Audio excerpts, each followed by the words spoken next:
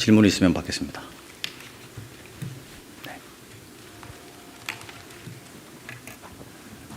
한국경제신문 김형규 기자입니다. UAE를 포함해서 중동 각국이 다른 국가보다 한국에 우선해서 원유와 가스를 주는 이유가 궁금한데요. 그들 국가가 방산에 좀 관심이 많다 뭐 이런 이야기도 있긴 한데 그런 반대국부가 혹시 어떻게 되는지 궁금하고, 또 가격 수준은 뭐 정확하게 말씀해 주실 수는 없겠지만 어느 정도 뭐 좀 제가 지난번에도 말씀드렸는데 우리가 원유를 가져오는 것과 방위 산업을 연계하는 건 되게 무리한 이야기입니다. 그리고 지금 적절하지도 않고 실제로 그런 일이 이루어져도 안 되는 시점입니다. 그 나라들은 전쟁의 위협을 받고 있는데 우리가 그런 걸 대가로 지불하고 하는 것은 적절하지 않다 이렇게 생각하고, 연관되는 것은 적절하지 않다고 봅니다. 가격은 시장 가격 베이스로 논의합니다. 여러분 아시겠습니다만 지금의 물량은 돈이 있어도 구할 수 없는 게 현재 원유 시장과 나프타 시장입니다. 가격은 시장 베이스로 논의한다라는 것을 확인시켜 드릴 수 있을 것 같습니다. 네. 네, 실장님, 아시아경제 송승섭 기자입니다. 아까 나왔던 질문과 비슷하긴 한데요. 그러면 방산이 아니라면 실장님께서 생각하시기에 그 4개국이 이 치열한 경쟁 속에서 한국에게 먼저 준 이유가 어떤 거라고 생각하시는지 궁금합니다. 일단 아까 제가 오만 사례 말씀드린 것처럼 기업들이 연락하는 경우는 있어도 정부가 이렇게 특사단을 보내서 정성을 들이는 경우는 처음이다 이렇게 이야기했다는 점입니다.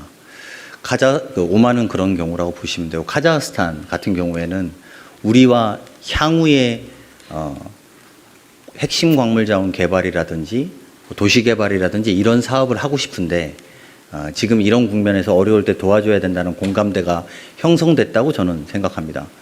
사우디아라비아 같은 경우에는 우리 입장에서도 최대 수입국이지만 사우디아라비아 입장에서도 가장 신뢰받을 수 있는 최대 수출국이라는 것은 저희들과의 신의가 잘못된다면 향후에 장기적인 수출국가로서 또는 수입국가로서의 서로 간의 위상에 타격이 있을 수 있다는 점들이 작동했을 것으로 판단됩니다.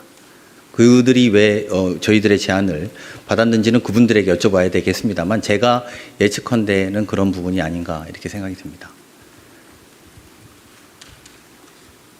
네, 저기 뒤에 이상호 기자님 이렇게 벌떡 일어나셔서. 강훈식 비서실장님 무리하셔서 링거까지 맞고 이렇게 업무 추진하셨다고 들었습니다. 건강은 괜찮으신지 궁금하고요. 일단 기대 이상의 성과를 가지고 오신 거 국민의 한 사람으로서 수고하셨다. 네. 감사하다라는 말씀 드리겠습니다. 맞습니다.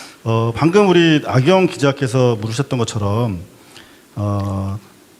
이렇게 의외의 성과를 거둘 수 있었던 부분은 이제 신뢰, 국가 간의 신뢰가 중요했다고 저도 생각을 하는데, 가시기 전에도 여러 차례 강조를 했습니다. 이 국난 극복 과정에서 정부의 정성을 담아서 한 발짝 한 발짝 나아가시겠다고 했는데, 혹시 이번 방문 과정에서 사실 휴전 이전에 추구하셨기 때문에 국민들 떠나보내면서도 좀 걱정들 하셨는데, 위기 상황이라든가 급박한 상황은 없었는지, 그리고 협상 과정에서 나름대로 애로라든가 의외의 상황이 어떤 것들이 있었는지, 어떻게 극복하셨는지 좀 여쭤보고 싶습니다. 네.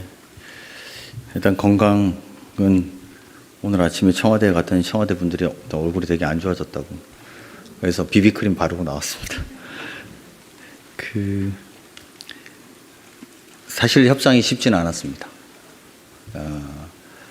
어떤 자리에서는 이럴 거면 대통령 특사를 왜 받았냐라는 이야기도 한 적이 있었고, 그 지난한 과정들이 좀 있었다 이렇게, 어떤 나라인지 어떤 자리인지는 말씀드리기 좀 어렵습니다만 대통령 특사를 받는 건 그쪽에 전달이 돼서 약속이 잡아졌을 거 아닙니까? 근데 이제 협상이 녹록치 않은 것은 그 각국의 입장에서는 추가 물량을 내주는 게 매우 어렵고, 현재의 물량도 약속을 지키지 못해서 그 약속을 한다는 게 매우 어려운 상황입니다.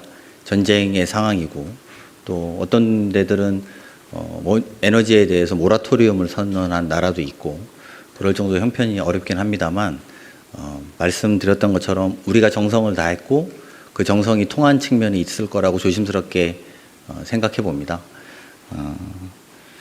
그리고 협상 과정의 위기를 제가 오늘 이 자리에서 말씀드리는 거는 적절하지 않을 것 같고요. 그 상대국이 있어서 하지만 쉽지 않은 협상들을 협상단들은 계속 해냈다 이렇게 말씀드리겠습니다.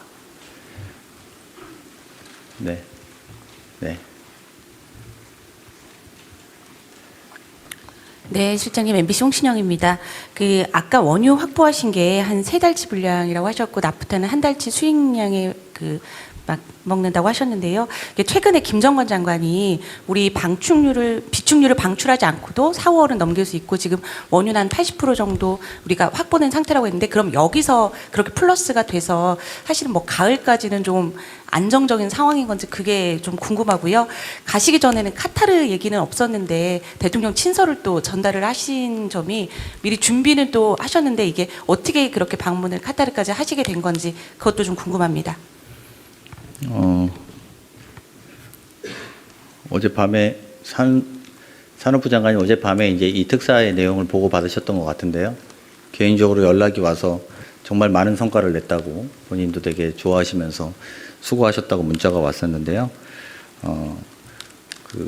각국에 있던 4월, 5월의 원유 수급 전망이나 이런 거는 산업부가 좀 더 정확하게 알 겁니다. 근데 사우디아라비아 같은 경우에는 작년 3월달, 4월달에 작년에 약속했던 수급량을 거의 다 저희가 받지 못했습니다.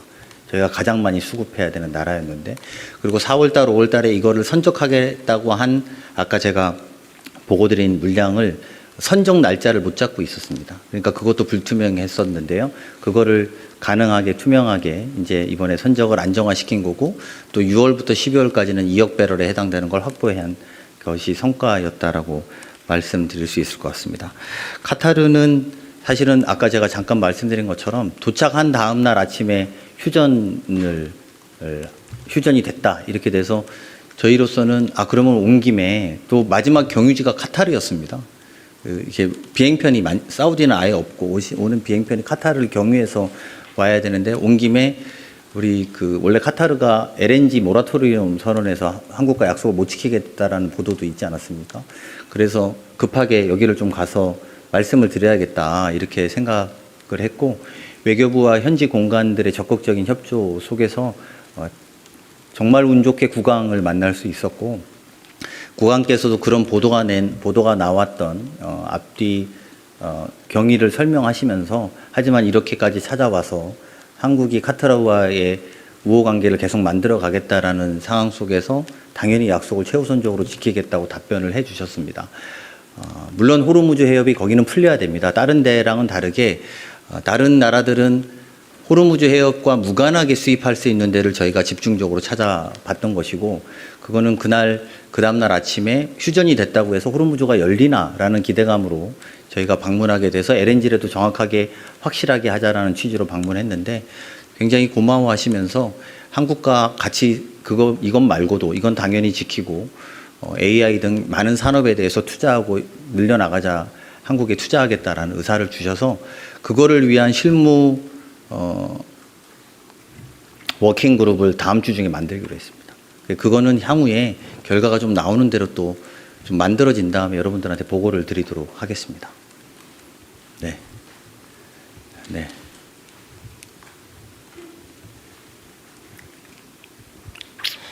예, 실장님, 매일경제 성순입니다. 다녀오시느라 정말 고생 많으셨습니다. 사실 좀 국제 정세에 대해서도 좀 한 가지 여쭤보고 싶은 게 있는데요. 실장님께서 이제 특사로 파견을 가시는 동안에 대통령께서 트위터 올리시기도 하면서 이스라엘 얘기가 좀 이슈가 됐었는데, 마침 또 중동 국가들 가셨으니까 실제로 중동 국가들의 반응이 어땠는지 좀 그런 거 좀 말씀해 주실 수 있는 내용 있으시면 부탁드리겠습니다. 만난 나라 중에 대통령의 트위터 이야기 하시는 나라는 없었습니다. 그걸로 답변 대신하겠습니다. 네.